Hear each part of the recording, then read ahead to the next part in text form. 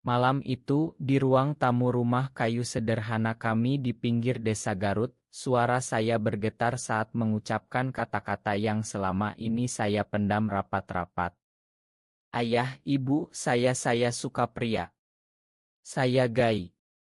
Pak Budi, ayah angkat saya yang selalu menjadi tiang keluarga, tiba-tiba memegang dada kirinya, wajahnya memucat seperti kapas, dan tubuhnya ambruk ke lantai sebelum sempat menjawab sepatah kata pun. Jeritan ibu memecah keheningan malam, saudara-saudara angkat saya berlarian dari kamar, sementara saya hanya bisa berdiri membeku, tangan masih memegang ponsel yang berisi pesan-pesan rahasia dari teman saya di kampus. Dokter di puskesmas desa bilang itu serangan jantung ringan, tapi bagi saya, itu seperti akhir dari segalanya.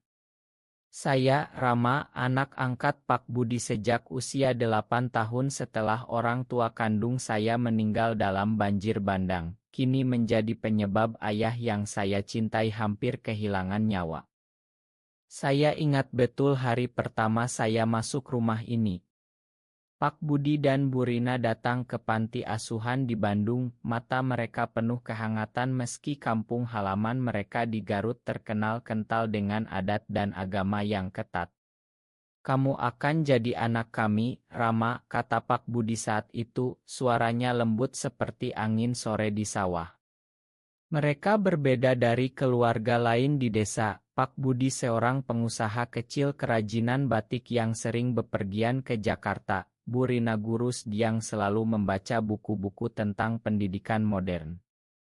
Rumah mereka bukan yang termewah, tapi penuh tawa dan cerita.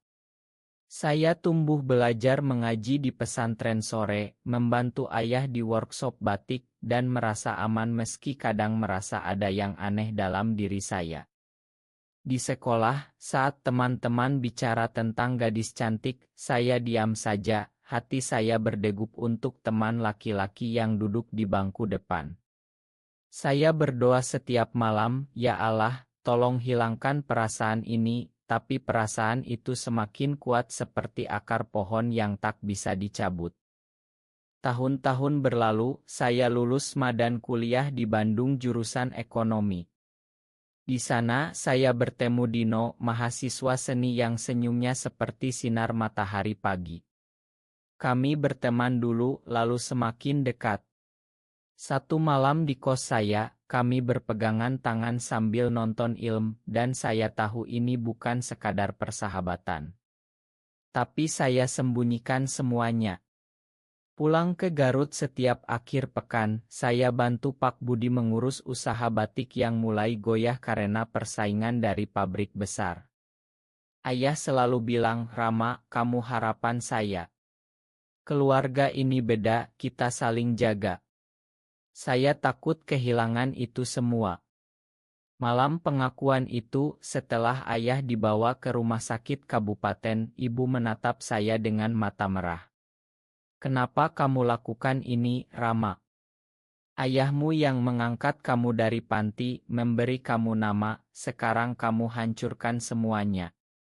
Saudara angkat saya, Rina yang berusia 18 tahun, menangis di sudut ruangan. Kak, ini dosa besar. Kampung akan bicara apa? Saya duduk di koridor rumah sakit sepanjang malam, tangan dingin, pikiran berputar. Apakah saya egois?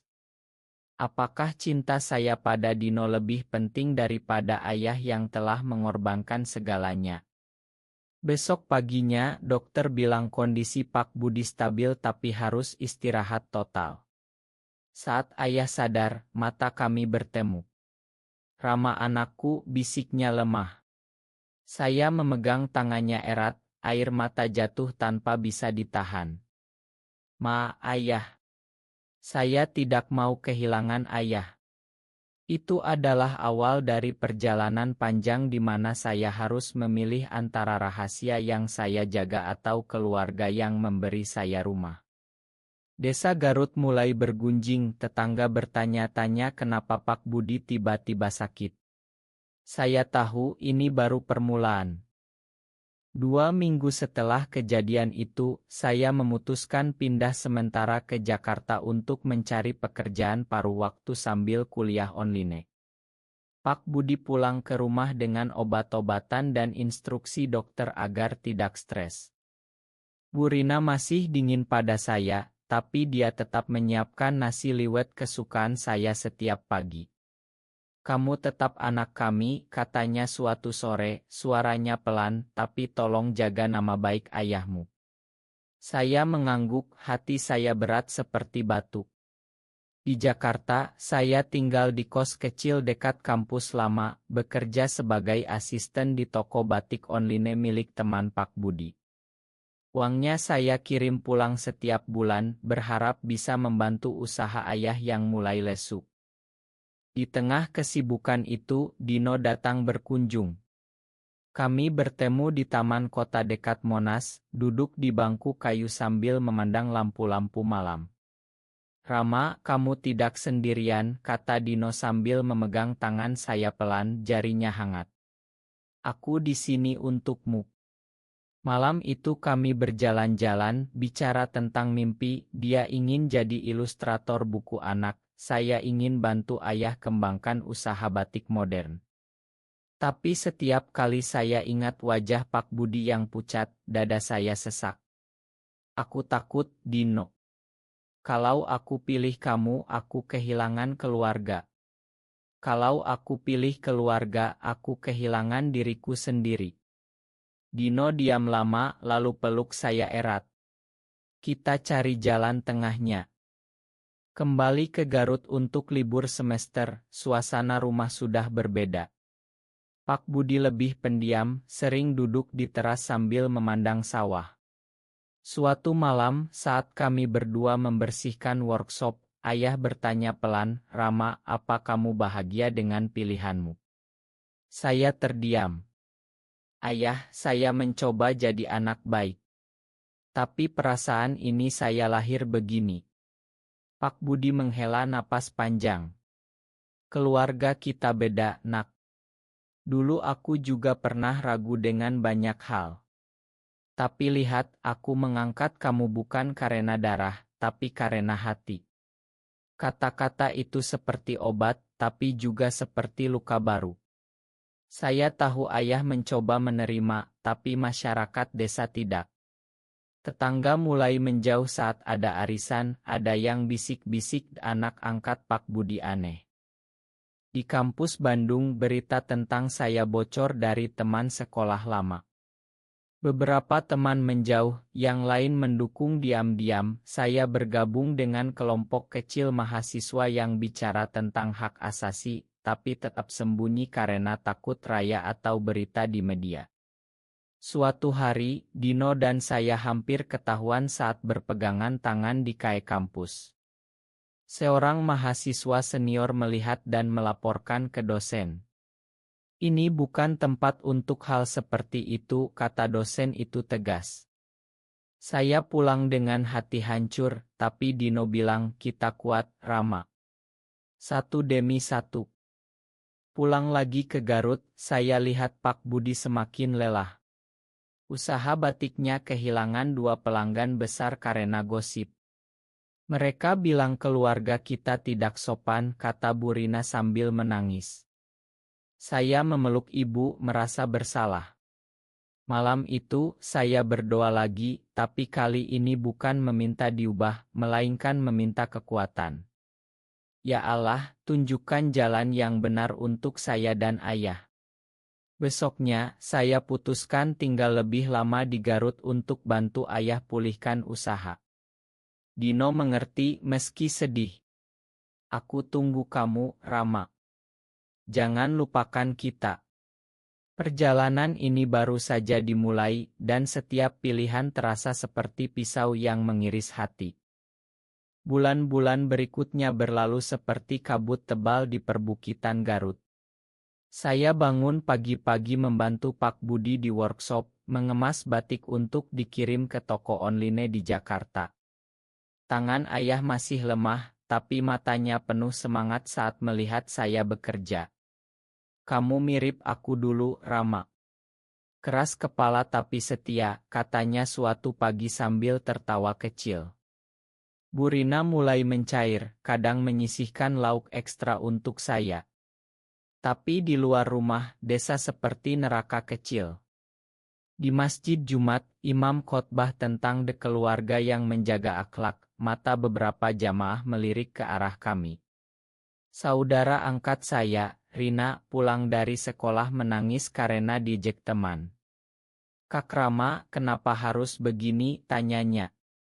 Saya peluk dia, ini bukan salahmu, tapi saya harus jujur pada diri sendiri. Dino datang diam-diam ke Garut akhir pekan itu. Kami bertemu di sawah belakang rumah, jauh dari mata orang. Dia bawa buku sketsa, gambar saya sedang tersenyum di Taman Jakarta. Ini untuk kamu, supaya ingat bahagia itu nyata. Kami duduk di bawah pohon mangga berbagi cerita. Dino cerita tentang keluarganya di Surabaya yang mulai curiga, tapi dia tetap kuat. Aku cinta kamu apa adanya, Rama. Saat matahari terbenam, kami berpelukan sebentar, tangan saling genggam erat. Itu momen kecil tapi memberi saya kekuatan untuk menghadapi hari-hari sulit. Kembali ke rumah, saya lihat Pak Budi duduk di teras, memandang ke arah kami dari kejauhan. Apakah ayah melihat? Hati saya berdegup kencang. Di Jakarta, saat saya bolak-balik untuk urus pengiriman batik, saya bertemu teman lama yang bekerja di LSM Hak Asasi. Rama, kamu punya cerita kuat. Banyak anak muda seperti kamu butuh teladan. Saya ragu. Kalau saya bicara terbuka, apa dampaknya bagi Pak Budi? Usaha ayah sudah mulai bangkit sedikit berkat pesanan dari Bandung, tapi satu skandal bisa hancurkan semuanya. Suatu malam di kos, saya ideo Dino. Aku takut kehilangan ayah lagi. Dino tersenyum lembut di layar. Kamu tidak perlu pilih antara aku dan keluarga. Cinta itu bukan perang. Kata-kata itu menggema di kepala saya saat saya pulang ke Garut dan melihat Pak Budi batuk-batuk di workshop. Dokter bilang tekanan darahnya naik lagi karena stres bisnis. Akhirnya, di acara silaturahmi keluarga besar, gosip meledak. Sepupu jauh bertanya langsung, benar Rama suka sesama. Ruangan hening. Pak Budi berdiri pelan, tangannya gemetar. Rama anak saya. Siapapun dia tetap bagian dari keluarga ini. Kata-kata ayah itu seperti tameng, tapi saya lihat air mata di mata Bu Rina. Malam itu, saya menangis sendirian di kamar, merasa bersyukur tapi juga hancur. Pengorbanan mulai terasa nyata, saya putuskan tunda rencana kerja di Jakarta, fokus bantu ayah penuh waktu. Dino mengerti meski jarak semakin terasa. Kita akan lewati ini bersama, katanya di telepon. Desa mulai berubah, beberapa tetangga mulai salam lagi, tapi yang lain tetap menjauh. Saya belajar bahwa penerimaan bukan datang sekaligus, tapi seperti tetes air yang mengikis batu. Ketegangan mencapai puncak saat berita tentang keluarga aneh di Garut menyebar ke media lokal online. Sebuah akun gosip desa memposting foto lama saya dan Dino di Bandung meski wajah kami buram. Anak angkat Pak Budi bawa malu ke kampung, tulis Captionnya. Pesanan batik turun drastis, 2 karyawan ayah resign karena tekanan keluarga mereka. Pak Budi duduk di kursi kayu, memandang tumpukan kain yang tak terjual. Rama, mungkin aku yang salah mengangkat kamu tanpa siap hadapi dunia ini. Suara ayah lemah, tapi mata penuh kasih. Saya berlutut di depannya. Tidak, ayah. Ini salah saya yang tidak bisa sembunyi selamanya. Malam itu, Pak Budi kena serangan jantung lagi, kali ini lebih parah. Ambulans desa membawa kami ke rumah sakit di Bandung tengah malam. Dokter bilang butuh operasi bipas, biayanya ratusan juta. Bu Rina menangis di koridor, kita dari mana dapat uang sebanyak itu? Saya pegang tangan ayah yang dingin di ranjang Icu. Ayah, saya janji akan selamatkan ayah. Di saat itu, saya putuskan ambil langkah besar. Keesokan harinya, saya hubungi teman di LSM buat video pendek di ponsel. Dalam video itu, saya duduk di depan rumah sakit, suara tegar meski air mata mengalir. Nama saya Rama. Saya diusir dari keluarga kandung karena saya gay. Pak Budi mengangkat saya, memberi saya rumah, cinta, dan sekarang saya harus balas itu. Tolong bantu ayah angkat saya yang sakit. Keluarga bukan soal darah, tapi pengorbanan. Video itu saya unggah ke media sosial dengan tagar pengorbanan ya angkat. Dalam 24 jam, video viral. Ribuan like, komentar campur aduk, ada yang hina, ada yang dukung. Donasi mulai masuk dari anak muda di Jakarta, Bandung, bahkan Surabaya. Dino datang ke rumah sakit, peluk saya di parkiran. Kamu berani sekali, Rama. Aku bangga. Tapi di desa, reaksi berbeda. Beberapa keluarga besar memutus silaturahmi, bilang kami bawa nama buruk agama. Rina, adik angkat, bertengkar dengan saya. Kak, kenapa harus umumkan? Sekarang semua tahu. Saya jawab, karena ayah layak diselamatkan, meski dengan cara ini. Pak Budi dioperasi berhasil, tapi masih koma 3 hari. Saya tidur di kursi plastik, memegang tangan ayah, berbisik cerita masa kecil kami. Ayah ingat waktu ajar saya naik sepeda. Saya jatuh, ayah bilang bangun lagi. Sekarang giliran saya yang bilang bangun, ayah. Donasi mencapai 150 juta dalam seminggu. Tapi tekanan datang dari bioamili saya di desa sebelah, mereka datang ke rumah sakit, tuduh saya memanfaatkan Pak Budi untuk cari uang dan publisitas. Kamu anak haram, bawa sial, kata paman kandung saya. Saya berdiri tegar, saya anak Pak Budi sekarang. Dan saya lakukan ini karena cinta. Konfrontasi itu berakhir dengan Bu Rina mengusir mereka. Di saat koma ayah, saya sadar pengorbanan saya bukan hanya uang, tapi juga harga diri dan masa depan dengan Dino. Dino bilang kalau perlu, kita tunda dulu hubungan kita sampai ayah sehat. Saya peluk dia, merasa sakit tapi juga kuat. Masyarakat mulai berubah, beberapa tetangga datang bawa makanan ke rumah sakit, bilang kami lihat kebaikan Pak Budi. Tapi badai belum berlalu. Setelah operasi, Pak Budi sadar perlahan. Mata pertamanya mencari saya di ruangan. Rama, kamu selamatkan ayah. Suaranya serak, tapi penuh syukur. Saya ceritakan tentang ide dan donasi. Ayah diam lama, lalu pegang tangan saya. Kamu berani, nak. Ayah bangga, meski dunia ini belum siap. Bu Rina menangis bahagia, memeluk kami berdua. Tapi di luar rumah sakit, kampanye hitam berlanjut. Ada yang bilang donasi uang haram, ada demo kecil di depan masjid desa menuntut keluarga seperti ini diusir. Saya putuskan pulang ke Garut untuk hadapi langsung. Di balai desa, saya minta bicara di depan warga. Saya Rama, anak angkat Pak Budi. Saya gay, ya. Tapi saya tetap anak desa ini. Ayah saya ajar gotong royong, tolong menolong. Sekarang giliran saya tolong ayah. Kalau itu salah, hukum saya. Tapi jangan hukum ayah yang baik hati. Ruangan hening, lalu ada yang tepuk tangan pelan. Kakek tua di depan bilang, anak muda, hati lebih penting daripada label. Itu awal perubahan. Donasi terus masuk, cukup untuk bayar hutang ayah dan renovasi workshop.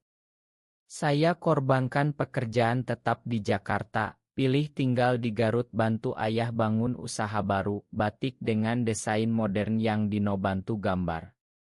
Dino datang tiap 2 minggu, bantu diam-diam tanpa ketahuan banyak orang. Suatu sore di sawah, kami berjalan sambil pegangan tangan. "Rama, kamu berubah jadi lebih kuat," kata Dino. Saya jawab, "Karena ayah dan kamu." Tapi ada pengkhianatan kecil, seorang teman dekat di desa sebarkan chat pribadi saya dengan Dino ke grup Wakampung. Lagi-lagi gosip meledak.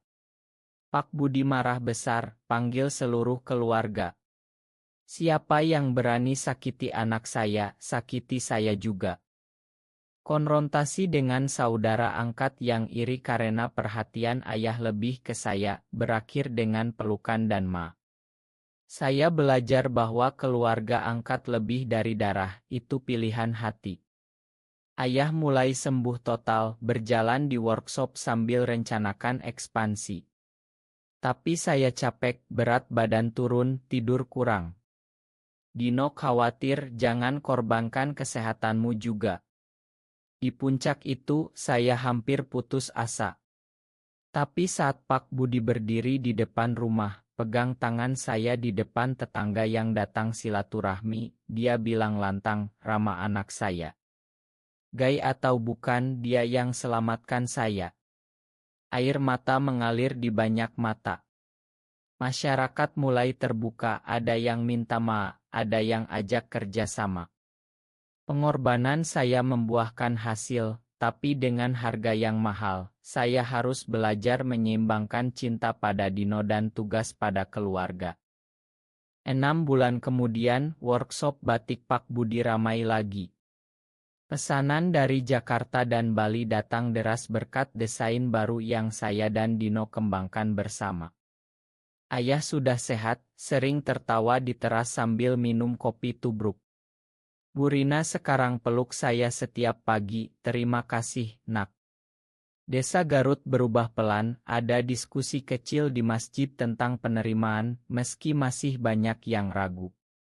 Saya dan Dino akhirnya bisa jalan bersama di pasar desa tanpa sembunyi terlalu dalam. Suatu malam di taman kecil dekat rumah, di bawah bintang-bintang, Dino berlutut kecil. "Rama, suatu hari nanti kita bangun rumah kita sendiri, di sini atau di kota. Tapi hari ini aku janji tetap di sisi kamu." Kami berpelukan lama, angin malam membawa aroma padi yang baru panen. Pak Budi tahu semuanya sekarang. Suatu sore, ayah panggil kami berdua ke teras. "Dino, kamu bagian dari keluarga ini juga. Asal jaga Rama seperti aku jaga dia." Dino mengangguk, mata berkaca. Saya menangis bahagia. Perjalanan dari pengusiran karena gay, adopsi oleh ayah angkat yang berbeda, hingga pengorbanan yang mengguncang desa, mengajarkan saya bahwa identitas bukan akhir, tapi awal dari cinta yang lebih besar. Bio Amili saya masih diam, tapi saya kirim doa setiap hari. Masyarakat belajar bahwa pengorbanan anak untuk ayah angkat bisa ubah pandangan, bahkan di tanah yang kental adatnya. Saya tumbuh bukan lagi anak ketakutan, tapi pria yang tahu siapa dirinya dan siapa keluarganya. Kini, saat duduk di teras bersama ayah, memandang sawah hijau, saya sadar kebahagiaan itu nyata. Dino di sisi saya, keluarga di belakang. Apakah pengorbanan demi keluarga selalu benar meski harus mengorbankan sebagian identitas diri? Benar atau salah?